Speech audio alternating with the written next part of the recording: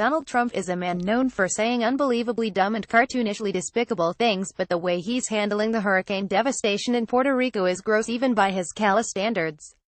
Aside from his obsession with reminding us that Puerto Rico is, in fact, an island, the president seems most interested in lashing out at the people who are criticizing how long it's taking his administration to provide the U.S. territory with desperately needed aid. According to Vox, FEMA still has not authorized every disaster response tool it has at its disposal, including aid for more permanent repairs on the island's roads, bridges, water control facilities, public utilities, and government buildings. Trump initially refused to waive the Jones Act, a 1920 maritime law requiring shipments of goods between two U.S. ports to be made with American-flagged vessels, manned by American crews, Bloomberg reported, even though his administration had temporarily waived the act for relief efforts in Florida, Texas, and Louisiana. Although the administration eventually granted Puerto Rico a temporary waiver, Trump's initial reasoning for withholding the waiver was that a lot of people who work in the shipping industry that don't want the Jones Act lifted. 93% of Puerto Rico has no power, and distributing aid is an enormous challenge. But Trump doesn't want to talk about that. Instead, he's launched into some of his trademark tangents. Puerto Rico is an island. Something we've learned from the crisis in Puerto Rico is that Donald Trump knows what an island is. The response and recovery effort probably has never been seen for something like this. This is an island, surrounded by water. Big water. Ocean water, he said during a speech on tax reform last week, using basic geography as an excuse for why disaster relief efforts weren't moving more quickly. And there's never been a storm this bad before, Trump said in Puerto Rico on Tuesday. It got hit as a Category 5 storm, which just literally never happens. Few people have even heard of a Category 5 hitting land. But it hit land. There have been many Category 5 storms to make landfall in the United States, including Irma and Harvey. It has a lot of debt. Trump, always the one to blame the victim, has proved himself unable to understand the crisis in Puerto Rico without including an aside about the U.S. territory's financial hardships.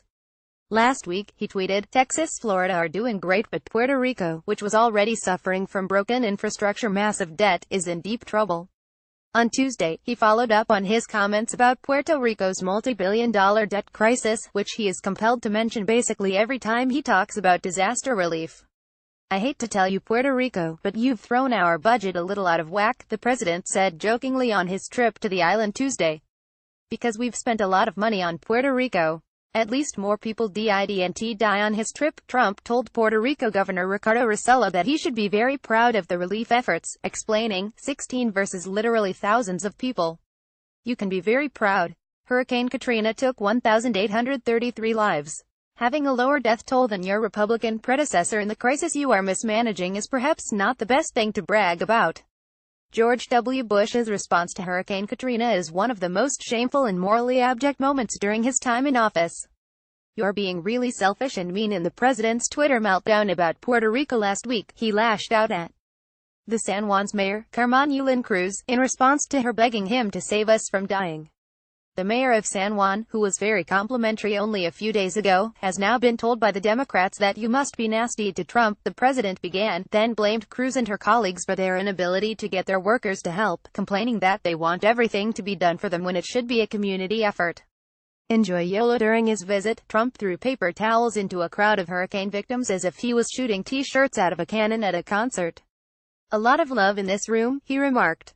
"Look at what a wonderful job I'm doing." In classic Trumpian style, the president is focused on the public perception of his response more than anything else. Over the weekend, he responded to criticism that he wasn't doing enough for Puerto Rico by calling it fake news. "We have done a great job with the almost impossible situation in Puerto Rico," he tweeted on Saturday. Outside of the fake news or politically motivated ingrates, people are now starting to recognize the amazing work that has been done by FEMA and our great military. The president then warned Puerto Rican residents, "Do not believe the fake news per strong."